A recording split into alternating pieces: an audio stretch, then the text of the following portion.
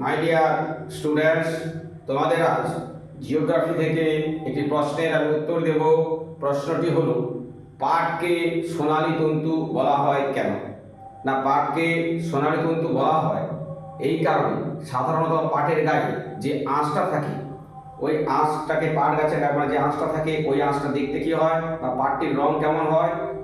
সোনালী রঙের, যার জন্য একে সোনালী তন্তু বলা হয়। তারপরে কি না, এই পাট থেকে যেসব দ্রব্য প্রস্তুত করা হয়, সেই সব দ্রব্য কি হয়, বিদেশে রপ্তানি করে প্রচুর পরিমাণে অর্থ উপার্জন করা যায়। তাই পাটকে আমরা কি বলবো? না, সোনালী তন্তু বলবো।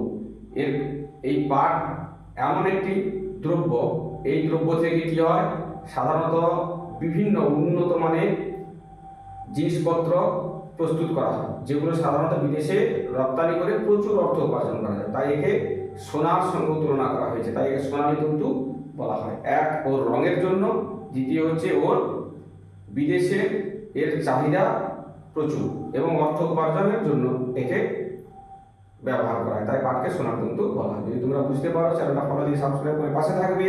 আর পরের প্রশ্নের উত্তর পাওয়ার জন্য তোমরা চ্যানেলটাকে সাবস্ক্রাইব করবে। বুঝতে না পারলে কমেন্ট করবে।